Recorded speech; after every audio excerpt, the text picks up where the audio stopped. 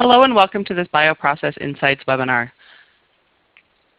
I'm your host, Leah Rosen, the online editor for Bioprocess International. Before we get started, just a couple of notes. This webcast is being recorded and will be made available for replay in the multimedia section of our website. We have muted the audio lines, but we welcome you to type in your questions for the speaker in the chat window on your screen. After the presentation, we will begin the question and answer portion, and I will ask our speaker your questions from the chat window. Your questions in the chat window will only be visible to myself and our speaker. Thank you for joining us today. It is now my pleasure to introduce our speaker, Andreas Castan from GE. Thanks, Leah. Hello, everybody. My name is Andreas Castan, and I'm staff scientist at GE Healthcare Life Sciences R&D. Let me start my talk by giving a short introduction to myself. Before joining GE, I was Director Upstream Development at Swedish Orphan Biovitrum, working with expression system development, process development, and scale up to GMP manufacturing scale. During the last 20 years, I've been working in various positions within biopharmaceutical development, including project and line management, as well as manufacturing. Today, I would like to talk about how productivity and process economy can be improved through intensified seed train strategies. In my talk, I will describe strategies to intensify seed train operations by perfusion. I will walk you through the technical details and then describe the impact of this strategy on the process economy in terms of facility space utilization, plant throughput, labor cost, and batch production cost. I want to start with describing the current state and future for antibody production. Over the last decades, we have seen a steady increase in titers from some mgs to several grams per liter.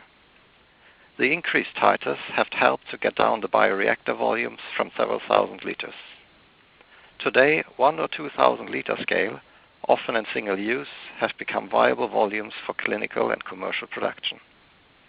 All this has led to a decrease in the cost of goods to below $100 per gram. The further increase in titers that have been reported the last years, however, have not leveraged into lower COGS, since there are other bottlenecks in the process. COGS of clearly below $20 per gram will be necessary to make biologics available in all parts of the world. I will therefore focus this talk in addressing some of the bottlenecks in the upstream process that prevent us from decreasing COGS further.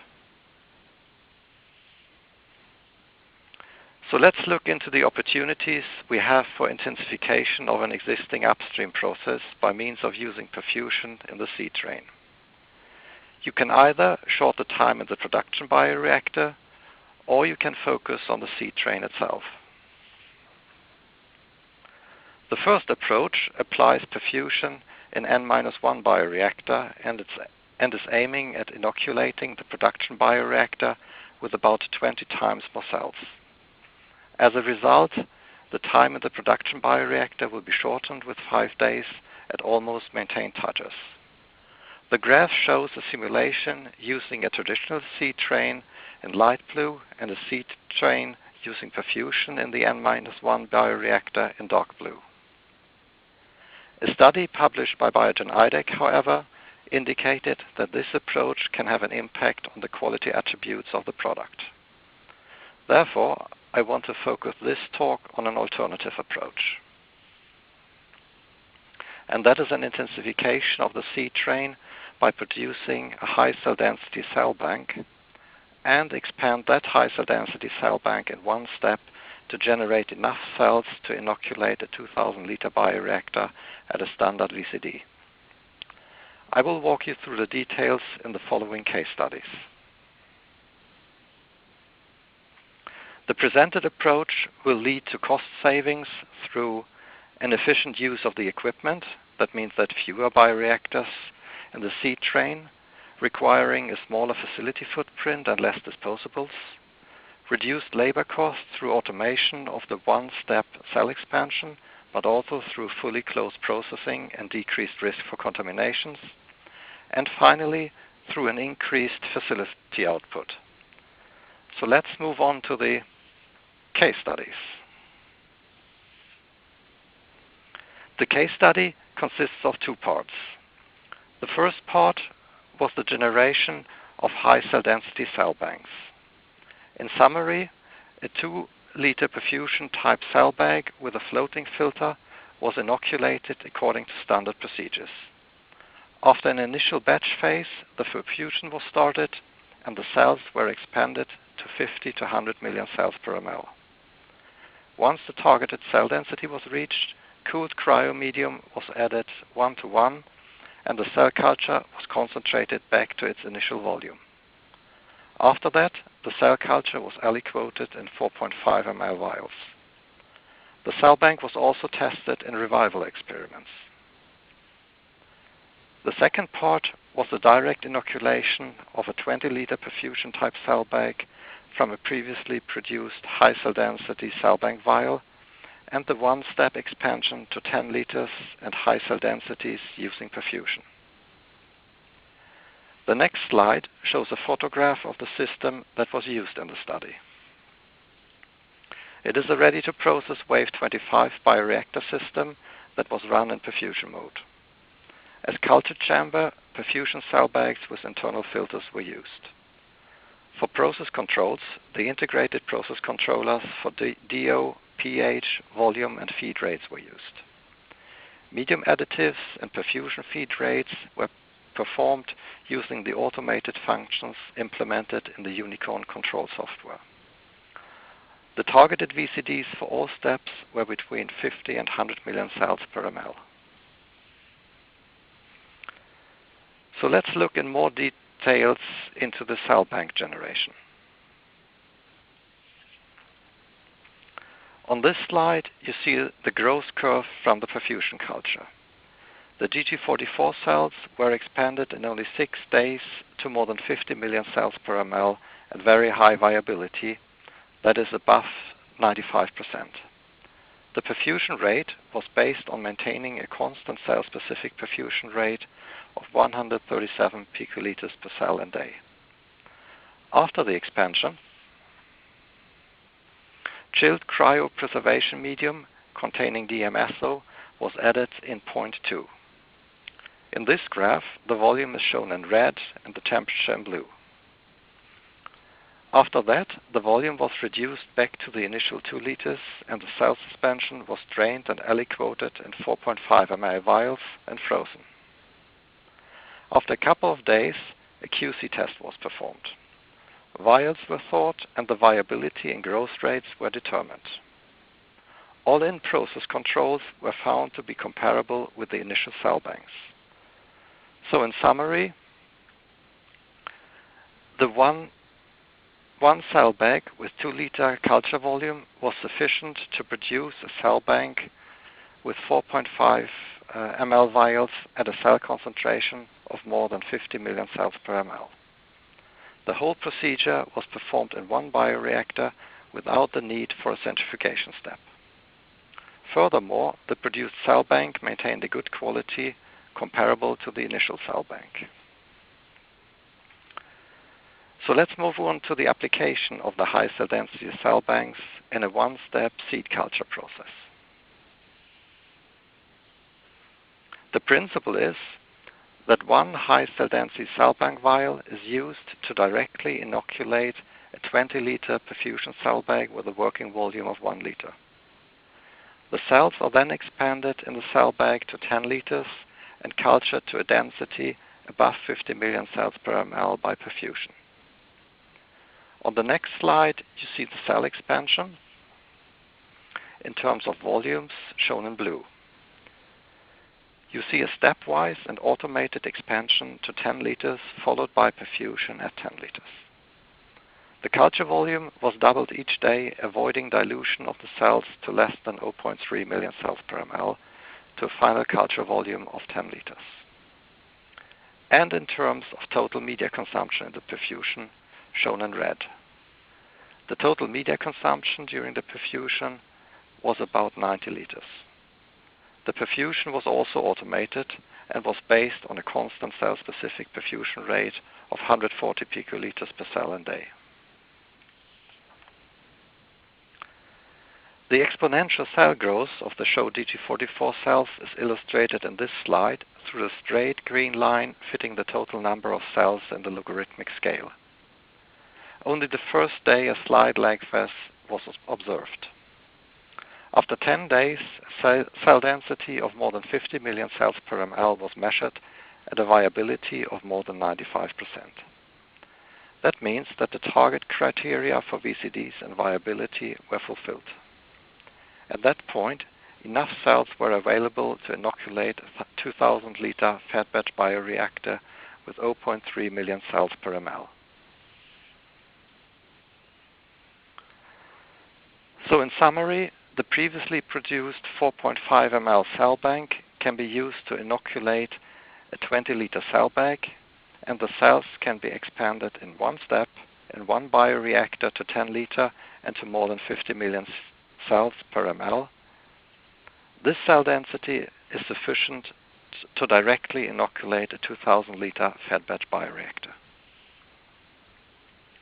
In conclusion, the described cell culture process allowed a simple method to generate high cell density cell banks in a closed system without the need for a separate centrifugation step, the use of the high cell density cell bank to omit all shake flask expansion steps, a one-step expansion scheme that can omit the need for intermediate seed bioreactors, and a one-step expansion scheme that enables the inoculation of a 2,000-liter bioreactor in 10 days. So far, we have looked on the proposed intensified seed strategy from a technical perspective. In the next section, I want to shift gears and discuss what impact it can have on process economy. When comparing the intensified process with the traditional, it becomes obvious that the high cell density cell bank will make the traditional shake flask steps redundant, and that the perfusion step can help to omit intermediate seed bioreactors. In order to quantify the impact of these strategies on the process economy in terms of facility space utilization, plant throughput, labor cost, and batch production cost, we set up a process economy model with the following assumptions. We focused only on upstream operations, and all steps were performed in single use.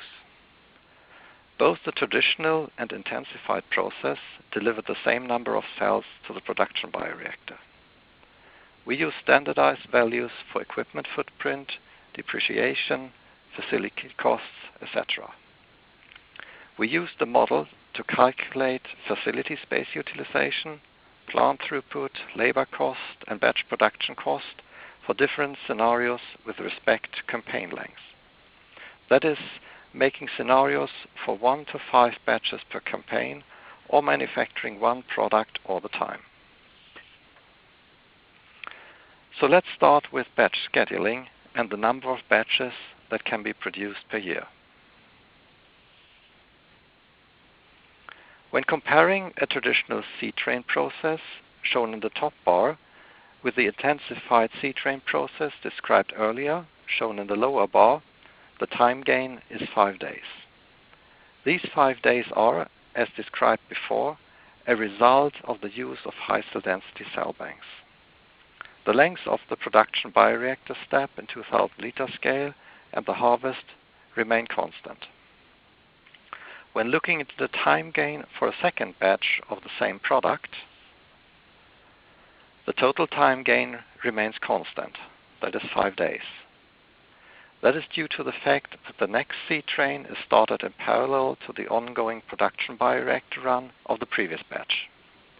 Even for a third batch of that product, the total time gain would still be 5 days. The situation changes, however, if a changeover to a second product is performed. In that case, a changeover between products need to be performed, illustrated by the gray bar. As shown in this slide, does the changeover procedure in the plant prevent the startup of the seed train for a second product? As a result, the outlined time gain of 5 days can be leveraged again for the new product, and the total time gain is then 10 days. In conclusion, we can say that the use of the high cell density cell bank approach results in a time gain of 5 days in each manufacturing campaign. The impact of the time gain leveraged for each new campaign is illustrated in this graph, comparing the total number of batches produced per year. The traditional process is shown in light blue, the intensified process in dark blue. For the production of one product, the impact on the total number of batches is almost not significant. The overall time gain is as described before, 5 days. However, with shorter campaigns, the impact on the total number of batches becomes significant. For example, with a batch campaign length of 2 batches, more than 1 extra batch per year can be scheduled. With 1 batch per campaign, more than 2 extra batches per year can be scheduled. The next parameter investigated is the impact of the intensified process on the facility footprint. As we have discussed before, can the high cell density cell bank make the traditional shake flask steps redundant, and the perfusion can help to emit intermediate seed bioreactors. That will obviously have an impact on the facility footprint. But let's start with the design of a state-of-the-art ballroom facility. We see a corridor for materials at the top and one at the bottom for personnel. Apart from 2 suites with air lockers, one for the seed lab, one for the filling, all operations are performed in one large suite with designated area for each unit operation. By the application of the proposed intensified process, incubator space in the seed lab, and the area for seed bioreactors can be omitted. These areas are marked up in the next slide. The marked up areas that could be omitted using the proposed intensified process correspond to an area of about 60 square meters, assuming standard equipment. The next area we looked into was the cost for labor in the 2 seed train scenarios. The traditional seed train is again shown in light blue, the intensified seed train in dark blue. The short bars represent the time spent for daily sampling and passaging of the culture. The large bars represent the startup and transfer to the next bioreactor stage. I have described before that the traditional seed train is 5 days longer than the intensified process, and that it contains several more stages with the associated times for transfer. These differences between the 2 processes sum up to significantly shorter hands-on time for the intensified process. The hands-on time using an intensified seed train strategy can be reduced by almost 50%. Finally, I would like to discuss how all costs tie together into the upstream production cost per batch. Again, we have investigated several scenarios with respect to the campaign length. 1 batch per campaign to the right, 5 batches per campaign in the middle, and 1 single product campaign shown to the left. In all 3 scenarios, a beneficial effect of an intensified seed train strategy can be seen. The costs that almost remain constant across the 3 scenarios are the costs for raw materials, shown in blue, and the FTE cost, shown in orange. The almost constant raw material cost is due to the fact that only about 3% of the medium is consumed in the intensified seed train process. The FTE cost is not heavily impacted despite the previously shown decrease in hands-on time, as the seed train only stands for a minor part of the total upstream cost. The area where the intensified seed train strategy resulted in cost savings that impact the total upstream production cost are the facility cost, that is the green bar, an effect of the smaller facility footprint. The equipment cost, the red bar, an effect of the reduced number of bioreactors and incubators, and the consumable costs, the purple bar, a result of the reduced number of bioreactors as well. Furthermore, the increased number of batches that can be processed per year using the intensified seed train had a beneficial impact on the total production cost. The cost savings accumulate to between 12% for the production of one product to 20% for one batch campaigns. It is pretty clear that the highest gain can be achieved with small volume products with few batches per year produced. So let's move on to the overall conclusion, summarizing the gains with an intensified seed train. Compared with a traditional approach, the presented high-density seed expansion strategy enabled to run up to 2 more batches per year in the plant, reduce the facility footprint with about 60 square meters due to the redundancy of intermediate seed bioreactors and incubators, reduce the hands-on labor time for the seed preparation with 40%, and to decrease the upstream production cost between 10 and 20%. With that, I want to thank you for your time and would be happy to take your questions. Thank you, Andreas. So the first question is, does this affect product quality attributes?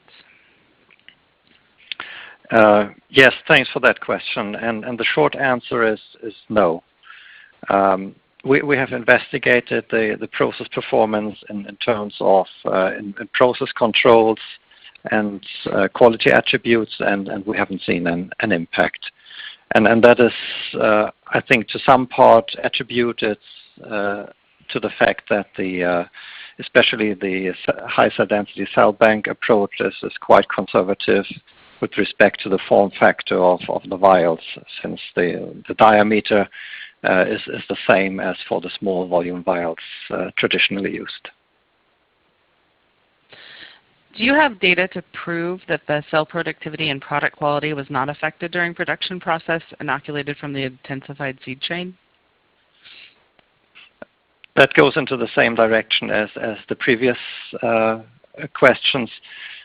We have actually used the inoculum from an intensified seed train and investigated that further in our scale down model, and we haven't seen any impact on the productivity as well as the product quality. Okay. It appears this is most useful for mammalian systems. How about bacterial systems? Is there a benefit for this? That's a good, interesting question. Due to the fact that bacteria have a much shorter doubling time, I wouldn't say the benefits would be that interesting. And also the reaching very high cell densities, which are comparable to what we have seen in this case study, require quite a lot of oxygen that might be difficult to transfer. So I would say that this application is more suitable for mammalian culture.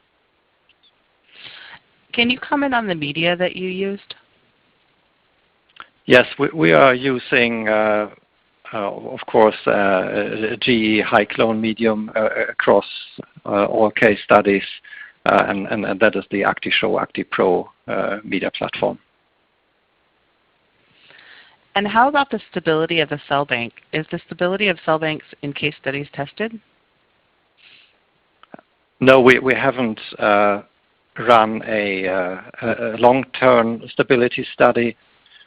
What we have done is that we have performed a couple of test stores, kind of like a QC method over several weeks, and we haven't seen any detrimental effect of the high cell density in the cell bank, but no kind of long-term stability study was performed. how does the diameter of the vial affect the product quality attributes? Oh, I mentioned earlier the diameter of the vial, because the container you aliquot your cell bank in needs to be frozen down, and that is most often performed in a controlled rate freezer, and there in that equipment there is a vast knowledge available with respect to round-shaped vials, cylindrical vials, compared to, for example, using bags where you really need to demonstrate much more data in order to validate the freezing process. Since going from a cylindrical vial to another cylindrical vial with the same diameter, in my opinion, is a pretty short step to take compared to other approaches where you more radically change the form factor of your container. Do media composition or perfusion rate need to change to accommodate the higher cell density? No, actually, we of course you need to supply more nutrients when increasing the cell density. In the presented case studies, we have solved that by keeping the cell-specific perfusion rate constant, and we maintained it at a pretty high cell-specific perfusion rate of more than 100 picoliter per cell and day, in order not to push the system, not needing to develop a specific medium for this application, and thereby maintaining a very high viability as shown in the data. And are there any problems with oxygen supply during perfusion? No, actually not. The dissolved oxygen was regulated in a cascade with the rocking speed and the supplementation with oxygen, and that was sufficient to support the very high cell densities that I showed here in the study, and without kind of reaching the limits of the system. And what is the biggest challenge when establishing this method? Oh, that's almost a philosophical question. From the technical side, I wouldn't say that there were any huge challenges with respect to running the perfusion and so on. I think it's more convincing the QA department that the kind of the technical benefits can be implemented in the process, and kind of willingness to explore the technology. And if you freeze the cell bank in 2 different diameter cylindrical vials, do you have data to show that the product quality attributes will be different?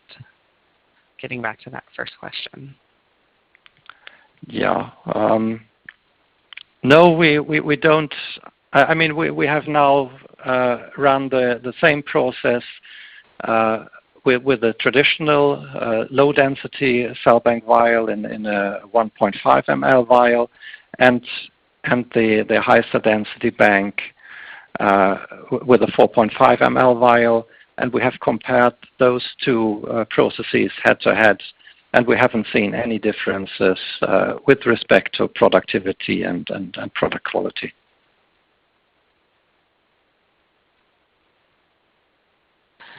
And will the benefit of intensified seed train be impacted if the facility has a different PS ratio, production reactor to seed train ratio?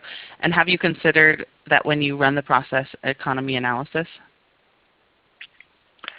Yeah, I mean, all economical simulations based, of course, on the assumption that you take, and and of course, the model will change slightly if you have a different production reactor to seed train ratio. If you have more or fewer seed train bioreactors in your production train, that will change the economical calculation slightly.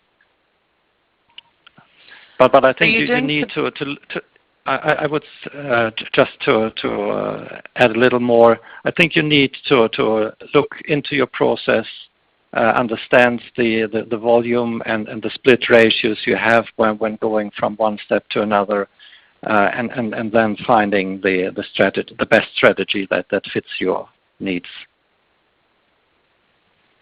Okay. And are you doing stability studies on the cell banks you've produced? I have mentioned that in one of the first questions.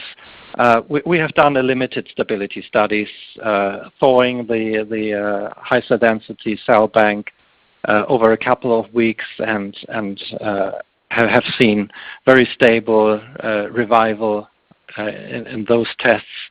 However, I mean, for a commercial cell bank, you would do a little more. But also look into the cell properties at the end of a production run and so on, the usual regulatory package.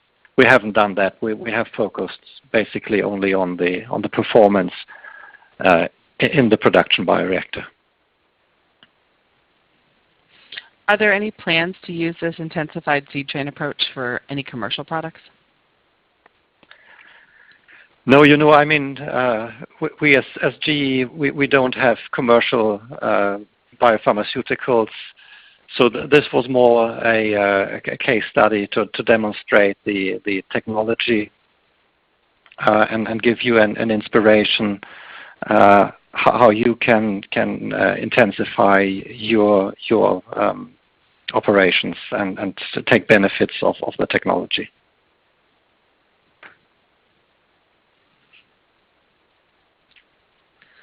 Very good.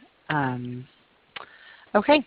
Well, thank you, Andreas, and thank you to our audience for joining us for this Bioprocess Insights webinar. The entire presentation will be available for on-demand viewing in the multimedia section of the Bioprocess International website.